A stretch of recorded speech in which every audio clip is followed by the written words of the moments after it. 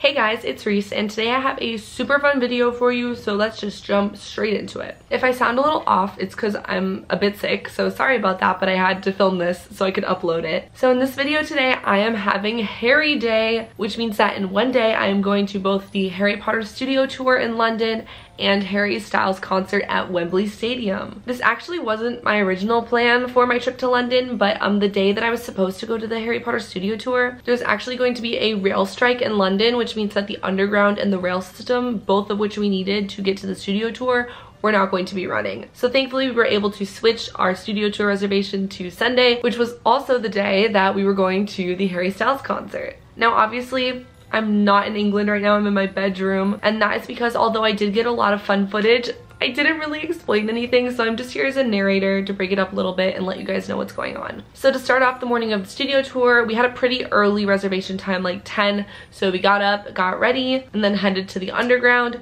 We took the underground to Euston Station, which is a train station in London, and then took a train from there to Watford, which is the closest station to the studio tour. From there, the studio tour has buses. They're like these cool double-decker Harry Potter buses that come and pick you up, and that's actually included in your ticket, so that was a really nice feature. Overall, it's about a 45-minute to an hour journey from London, depending on where you're staying. We were staying in Paddington, and our train was a little delayed, so it took about an hour for us to get from our hotel to the studio tour. Then it's a 15-minute ride on the bus, and the bus drops us off at the studio tour, and here's the tour.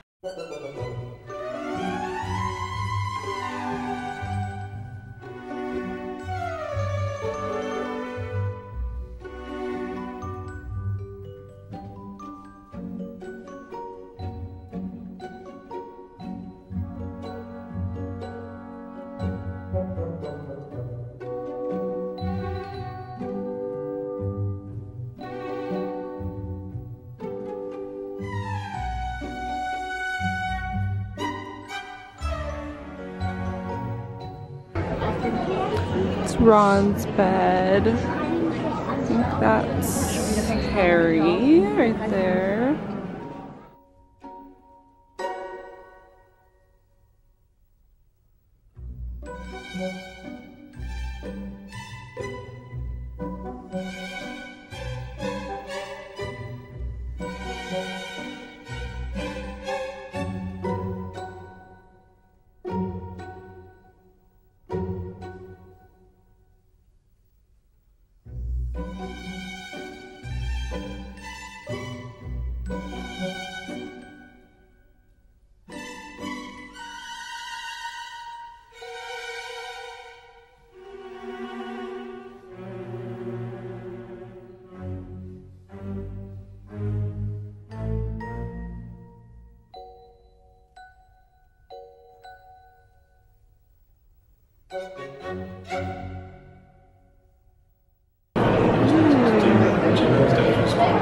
Lots of green screen.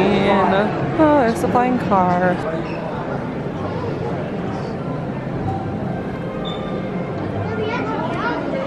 Oh.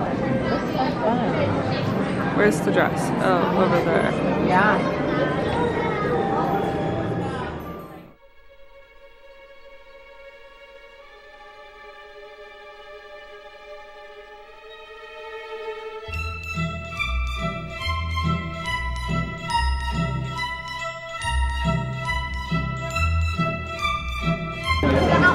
Wow, these are very large. Buckbeak. Hey. Wow. This is very disturbing. Oh my god, they jump out of the ceiling. This is terrifying. Hey. Okay.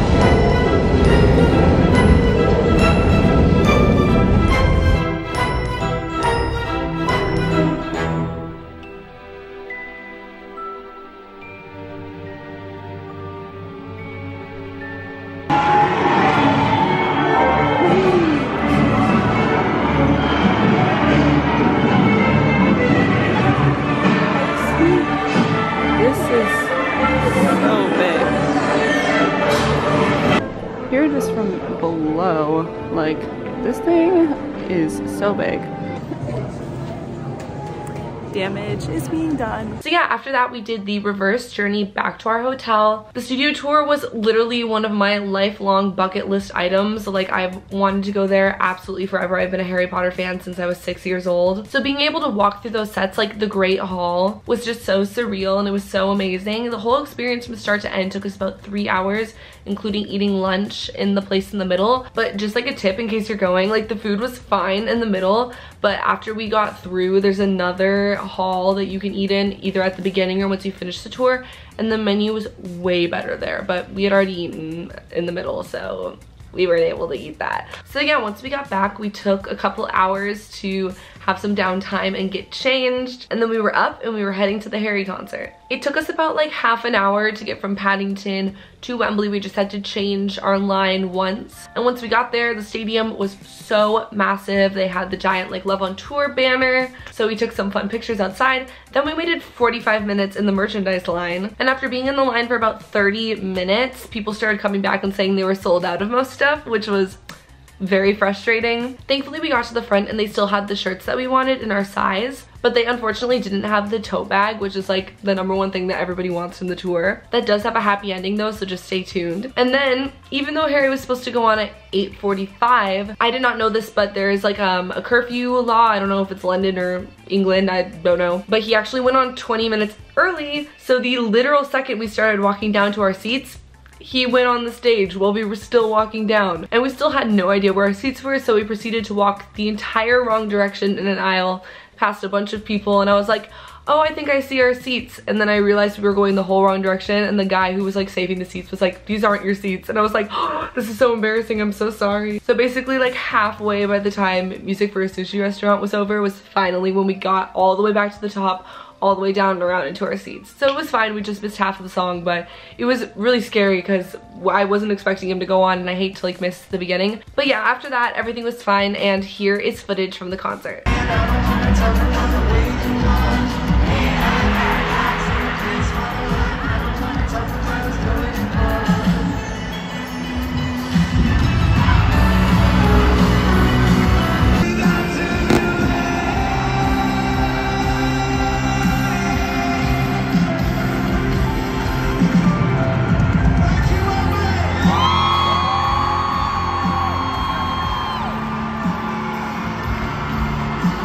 You show me a power when it's strong enough to reach onto the darkest days. It's none of my business, but it's just been on my mind.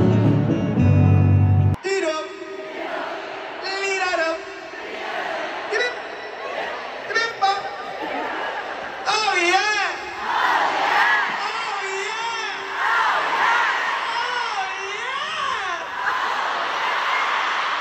Okay.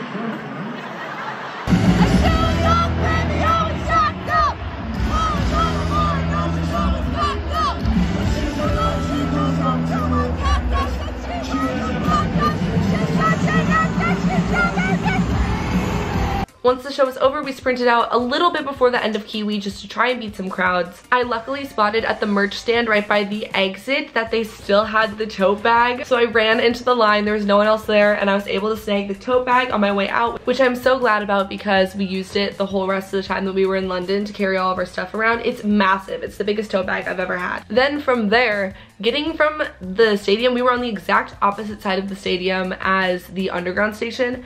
And then it was like, I've never seen so many people in my life. People were jumping up and literally stealing things from the merch display that had been closed. They had like stapled the merchandise. We saw people ripping stuff down. But I think since we left earlier, it worked a bit in our favor. It took us 30 minutes to get from the stadium on to the underground, which I saw people online saying it took them 2 hours to get out, so I guess we were lucky. The cars were super packed, and then we had to transfer, and thankfully we were able to get a seat after we transferred, but it was a very exhausting day. But the concert was amazing. There were fireworks, and it was so fun to get to see Harry's House performed live, because we went to Love on Tour in North America last year, but obviously it was just Fine Line. There was no Harry's House because it didn't exist, and we absolutely crashed that night. So Harry Day was a lot, but it was successful. And then I did just want to throw in here, just for the theme of Harry, on our last day there, we did actually end up stumbling upon the Harry Potter photographic exhibition, which is in Covent Garden. I think it was like 20 pounds a person, and it was this really cute little exhibit that had some of the props from the films, but it was mostly photos from behind the scenes filming, which I think is super interesting since I'm a film major. There was absolutely no one there, which I thought was super weird, but it was a really cool experience. Oh my gosh, this fit is so good. Like, I would wear this.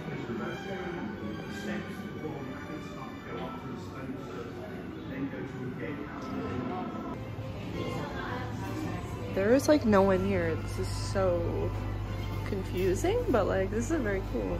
That only took about an hour. We did that between lunch and then going to see like a matinee of Les Mis, so it was perfect timing, and I'm really glad that we were able to fit it in. If that's something you're interested in, it was pretty cheap and no one was there, so if you want something that's not busy, that's the thing for you. But yeah, I'm back now from London. I had such an amazing trip. If you want to see some more stuff that's not just Harry driven, I do have some posts and like a whole Instagram story highlight on my Instagram all about my trip. So if you don't follow me there, you can go and check it out. But yeah, other than that, thank you so much for watching. I really hope you enjoyed. I'm glad I was able to vlog this. I was a little skeptical about vlogging it since I really wanted to like enjoy it, but I'm glad I have this now to look back on. So yeah, if you like this video, give it a thumbs up. I feel like my voice sounds so weird. Hopefully it doesn't, but sorry if that was bothering you. And subscribe if you feel like it, and I will see you in my next video.